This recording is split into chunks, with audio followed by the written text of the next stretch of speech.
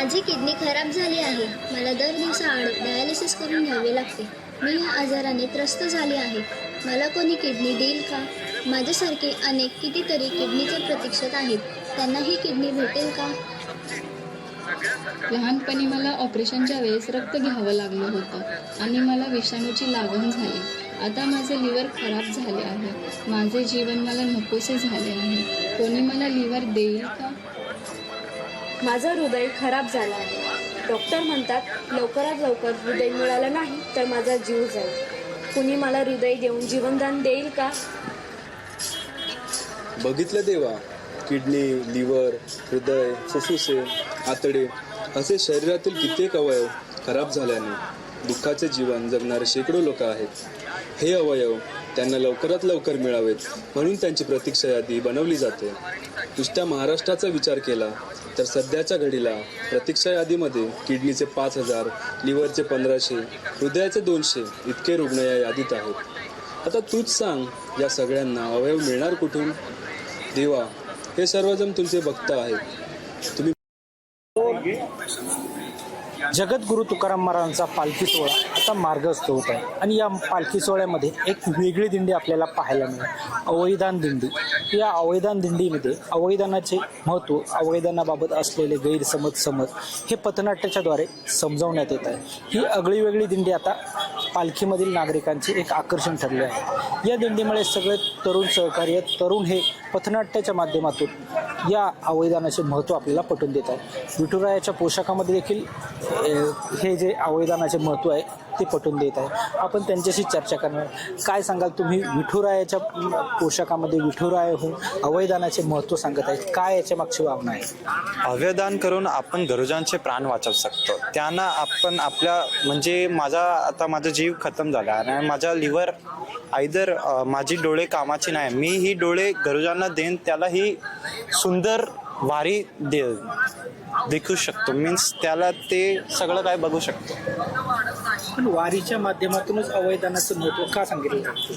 वारी म्हणजे इतका महाराष्ट्रीयन लोक येतात, अनेक राज्यातून अनेक प्लेसतून येतात आणि ते सगळं काय लोक एकच जागा जमा एकत्र आतो आणि आम्ही त्यांना ही संदेश देऊन ही जागृत करण्याचं पाहिजे की ते लोक करे आणि सगळ्यांना. तुम्ही एका विठुरायाच्या पोशाखामध्ये, विठुरायाच्या भूमिकेमध्ये अवयदानाचे महत्त्व सांगतात, काय वाटतं?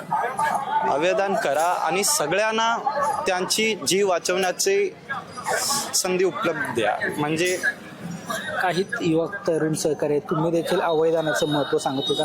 याच्या मागचे उद्देश काय भावना आहे? उद्देश हे आहे की आम्ही सगळे देवाला दिलेला एक प्राण आहे.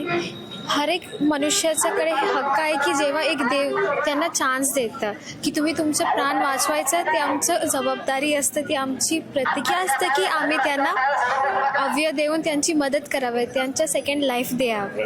हेच माझा उद्देश आहे की विठ्ठल सगळेजण, ते सगळे मनुष्यात आहे. आम्ही जसं कर्म करतो, आम्ही जसं करतो त्याच्यावर आहे की आम्ही विठ्ठलचे भक्त आहे की नाही. हे वारीमध्ये इतके लोक कहापासून येतात, खाली महाराष्ट्र नाही, कर्नाटक, विजयवाडा, काहीतून येतात आणि ते सगळे एकत्र आले हा देवाच्या भक्तीतून.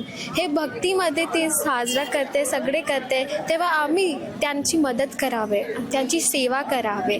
आमच्यामधून कोणाचं लाईफ, कोणाची प्राण वाचते, कोणाचं सेकंड प्राण भेटते, हे खूपच पुण्याचं काम आहे. हे काम आम्ही सगळ्यांचा प्रतीक्षा करते. हेच माझी इच्छा. पथनाट्याच्या माध्यमातून तुम्ही जनजागृती करत आहात, काय वाटतं यामध्ये?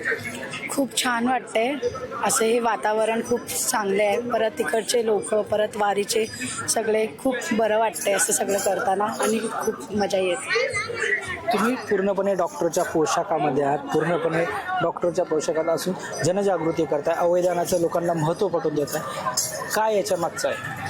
ह्याच्या मागचा हेतू हाच आहे का आम्ही वारीच्या सगळ्या लोकांपर्यंत हा जनजागृतीचा महत्त्व पोचायचे हे करतोय. आता आम्ही हे सगळं नाटक करून इथे सगळ्यांना एकच सांगतोय का तुम्ही गरजूंचे प्राण वाचवा. जेव्हा तुम्हाला नसेल काय डोळे, तुम्ही त्यांना दान करू शकता. जेव्हा ते मरतात, म्हणजे जेव्हा त्यांचा मेंदू मृत होते वगैरे, तेव्हा ते दान करू शकतात शरीरातले त्यांचे अवयव. आम्हाला हे सगळ्यांपर्यंत माहिती पोचवायची आहे. आज तुम्ही वारीमध्ये जनजागृती करताय, तुम्हाला वाटतं याचा परिणाम होतोय? तुमच्याकडे लोक येतात? हो येतात. ह्या वारीचं आम्ही जो स्किट करतोय, जे करतोय आम्ही नाटक, त्याच्यामधनं ते आमच्याकडे येतात. ते थोडेसे कॉन्टॅक्ट्स बनवत आहेत, आम्ही त्यांच्यासोबत कॉन्टॅक्ट बनवत आहेत, नंबर वगैरे घेतो आम्ही, त्यांचं नाव वगैरे गावाचं सगळं घेतो. नक्कीच. अजून देखील काय आहे तरुणी, काय सांगाल तुम्ही? पथनाट्याच्या माध्यमातून अवयदानाचं महत्त्व पटवून देतात, काय भावना आहेत, लोकांचा कसा प्रतिसाद आहे? खूप चांगला प्रतिसाद आहे लोकांचा.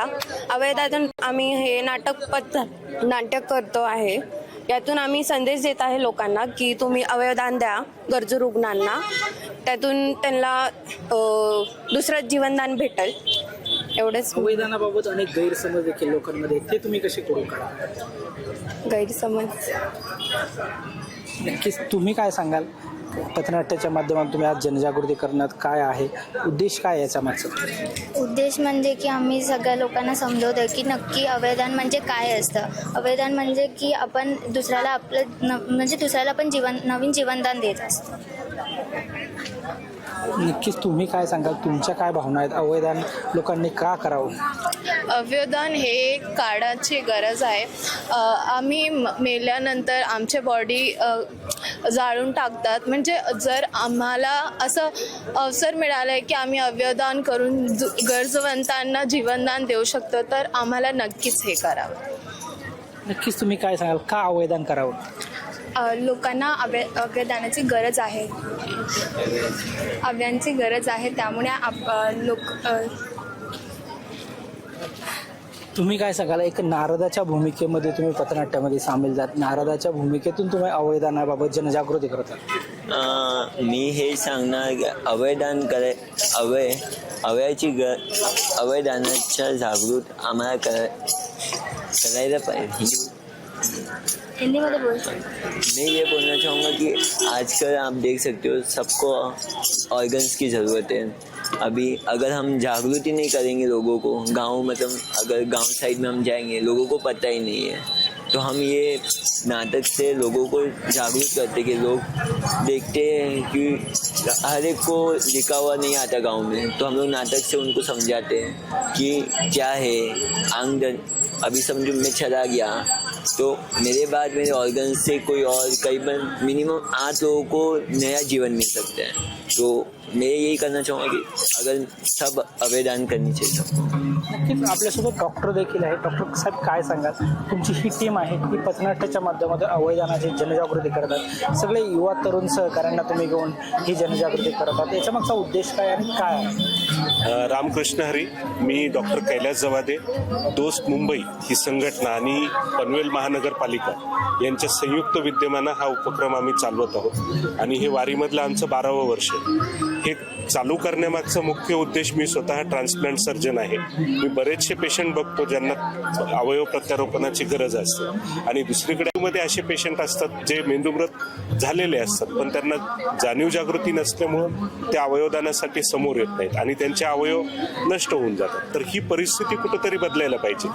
आणि स्पेनमध्ये आपण बघतो की जगामध्ये सर्वात जास्त अवयवदानाचं प्रमाण हे स्पेन या राष्ट्रामध्ये. राष्ट्र छोटं आहे पण अवयवदानाचं प्रमाण जास्त आहे. कशामुळं? तर त्या ठिकाणी एक जनचळवळ बनली होती. आणि स्पेनच्या एक्सपर्ट सोबत जेव्हा मी बोललो तेव्हा त्यांनी असं सांगितलं की ही लोकांची चळवळ बनली पाहिजे. मग ही लोकांची चळवळ बनवणार कशी? त्याच्यासाठी आपण काय करायला पाहिजे? त्यामुळं 2015 पासून पंढरपूरच्या वारीमध्ये आम्ही हा उपक्रम घेऊन जायचं ठरवलं. तेव्हापासून पथनाट्य, माहितीपत्रकं, भारूड अशा विविध माध्यमातून आम्ही ही 30 जणांची टीम असते. आम्ही वारीमध्ये येतो, देहू ते पंढरपूर असा प्रवास करत वारकऱ्यांमध्ये अवयवदानाचा संदेश देतो. आणि वारकऱ्यांमधून अगदी उत्स्फूर्त, म्हणजे काही काही गोष्टी तर त्यांच्या इतक्या चांगल्या सांगतात ते म्हणतात की तुम्ही आज सांगताय ही गोष्ट, पण माऊलींनी 12व्या शतकात सांगितलेलं ऐसे करावे दान जे मुक्तीचे साधन. आणि मग ते मुक्तीचं साधन कुठलं आहे? तर अवयवदान आहे. म्हणजे माऊलींचा जो संदेश आहे तो आजच्या काळासाठी सुद्धा इतका समर्पक आहे हे आम्हाला या वारीमध्ये आल्यानंतर कळालं. तर एकंदरीत वारीचा हा अनुभव खूप चांगला आहे. आणि पंढरपूरच्या वारीमुळं आम्हाला ही ॲक्टिव्हिटी सातत्यानं करता येत आहे. 12वं वर्ष चालू आहे. याच्यासोबत संस्थेच्या माध्यमातून non transplant organ retrieval centre, म्हणजे एखादं 25 बेडचं हॉस्पिटल जिथं 5 ICU बेड आहेत आणि 1 ऑपरेशन थिएटर आहे, अशा रुग्णालयाला NTORC म्हणून शासन मान्यता देतं. त्याबद्दल सुद्धा मागच्या 2 वर्षापासून आम्ही जाणीव जागृती चालू केलेली सर, आहे. तुम्ही महाराष्ट्रामध्ये आता सध्या अवयदानासाठी किती प्रतिशत पेशंट असतील? जर तुम्ही महाराष्ट्राचा जर विचार केला तर मागच्या वर्षीची जी आकडेवारी आहे त्याच्यानुसार 7,000 पेशंट किडनीच्या प्रतीक्षेत आहेत, 2,000 पेशंट लिव्हरच्या प्रतीक्षेत आहेत, 150 लोकांनी हृदयासाठी नाव नोंदणी केलेली आहे, जवळपास 200 पेशंटनी आतड्यांसाठी नाव नोंदणी केलेली आहे आणि लंग्ससाठी सुद्धा 200 जणांनी नाव नोंदणी केलेली आहे. तर हे नंबर खूप जास्त आहे आणि त्याच्या प्रमाणात जर बघितलं तर मागच्या वर्षीचं प्रमाण आपल्याकडं 172 लोकांनी अवयवदान केलं, तर हे प्रमाण खूप कमी आहे आणि हे बदलण्यासाठी यासारखी जनचळवळ मला काम हेच करू शकते. म्हणायचं, अवयदानाबाबत अनेक नागरिकांमध्ये गैरसमज आहेत, हे कसे दूर करणार तुम्ही? गैरसमज दूर करण्यासाठी पहिल्यांदा त्यांना अवयवदान काय आहे ते सोपं आहे, ते करता येऊ शकतं हे समजून सांगितलं तर वारीमध्ये तर तो गैरसमजाचा मुद्दा मग दूर राहून जातो. आणि त्यांना आपण त्यांचे जे गैरसमज असतात तर वारीच्या माध्यमातून येण्याचा सगळ्यात मोठा फायदा हा आहे की जे धार्मिक ज्या गोष्टी आहेत त्या बाजूला पडतात आणि संतांचे विचार समोर मांडले की संतांनी दानाबद्दल काय बोललेलं आहे, संत काय सांगतात, तर हे सांगितल्यानंतर त्यांच्यामधले गैरसमज आपोआपच दूर होतात आणि त्यामुळे ते लगेच, म्हणजे बरेचसे जण ताबडतोब आमचे अवयवदान करायला आम्ही तयार आहोत असं उत्स्फूर्तपणे सांगतात फॉर्म भरून. नाही, आपल्याकडे आपण विचार केला, अपघाताचा विचार केला, काही मरणाचा विचार केला, तर अनेक जण अपघातामध्ये मृत्यू पडतात, परंतु त्यांचे जे कुटुंब आहे ते अवयदानासाठी पुढे येत नाही.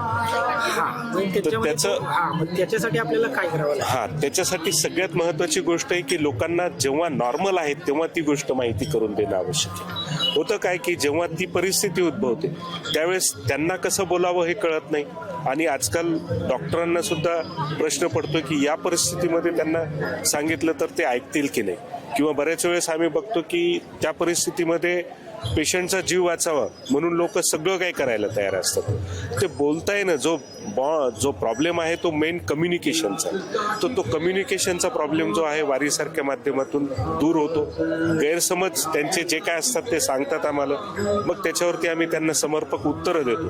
बरेच जण म्हणतात की शरीर पूर्ण आलेलं आहे, ते परत जशाल तर तसं देवाला द्यायला पाहिजे. त्यांना सांगतो आम्ही की हे असं बरोबर नाहीये. संतांनी जे सांगितलेलं आहे त्याच्यामध्ये सुद्धा हेच सांगितलेलं आहे की आत्मा वेगळा आहे, शरीर हे फक्त वस्त्र आहे.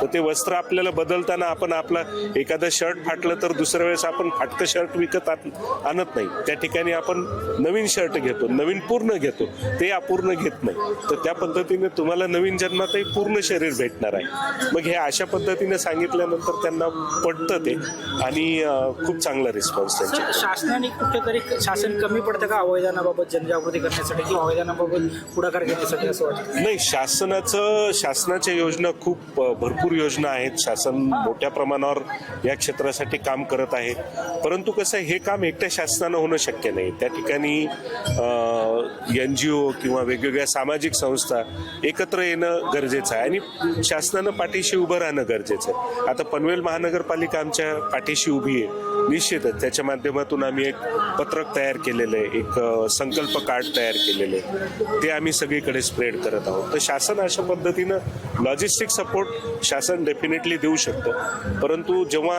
अशा पद्धतीचा एका मोठ्या लेवलवरती संदेश पोहोचायचा असतो त्या ठिकाणी सामाजिक संस्थांनी, वेगवेगळ्या व्यक्तींनी आणि त्या क्षेत्रातल्या तज्ज्ञांनी समोर येणं हे गरजेचं असतं असं मला तरी वाटतं. त्यामुळं मी गेली 12 वर्षे काम करत आहे. प्रत्येक ग्रामपंचायत पर्यंत नक्कीच आपण आता अवयदानाबाबत माहिती जाणून घेतली. संत तुकाराम महाराजांनी देखील त्यांच्या अभंगामध्ये अवयदानाबाबत और दानाबाबत सांगून गेलेले आहे. त्यामुळे अवयदान करणे हे आता काळाची गरज बनत असल्याचे आपल्याला दिसत आहे. सचिन धुमाळ, LS मराठी, दौडी, पुणे.